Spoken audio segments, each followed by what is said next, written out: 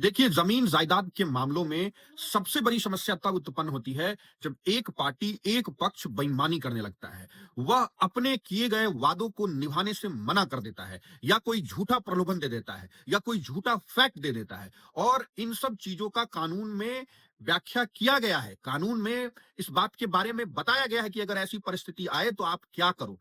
वैसी ही एक परिस्थिति है, जब एक पक्ष आपको यह बता दे अपने आचरण से, अपने शब्दों से, अपने व्यवहार से कि ये जो बात है, ये जो तथ्य है, सही है, और उस सही तथ्य को आप मान के आप कोई काम कर लेते हैं।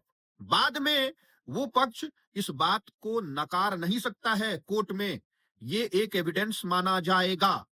जैसे कि ए ने बी को एक जमीन यह कहकर बताया कि यह तो मेरी जमीन है, और बी उस आधार पे उस जमीन को खरीदता है।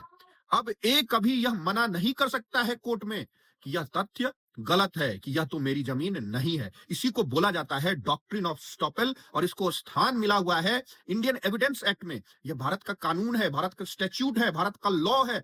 सेक्शन 115 में डॉक्ट्रिन ऑफ स्टॉपेल को समझाया गया है। और अब जबकि भारतीय साक्ष्य अधिनियम बन गया है, इसके सेक्शन 121 में इस बात को दर्शाया गया है, अंकित किया गया है, और इसी को बोला गया है कि एप्रोबेट एंड रिप्रोबेट इज नॉट अलाउड। मतलब आप एक्सेप्ट कर रहे हैं और आप फिर रिजेक्ट कर रहे हैं, यह अलाउ नहीं है। इसको कुछ इस तरीके से भी आप समझ सकते हैं कि जैसे ए ने बी से कोई जमीन खरीदा, और फिर ए पर कोई केस चलने लगा किसी तीसरे आदमी के द्वारा उसी जमीन पर, और ए वहां पे अदालत में बोलता है कि बी को मैंने यह जमीन का पोजीशन दे दिया है।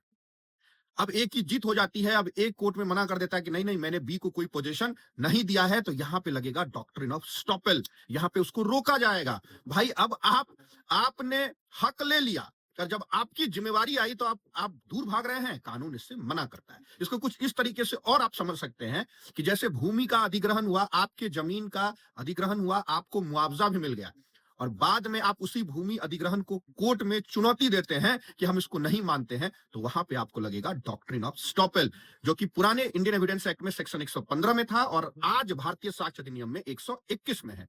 और ऑनरेबल सुप्रीम कोर्ट ने कई बार इस बात को माना है, हेल्ड किया है, बताया है कि जब भी किसी इंस्ट्रूमेंट को एक्सेप्टेंस कर लेते हैं आप, फिर बाद में आप उसकी वैलिडिटी को चैलेंज नहीं कर सकते हैं।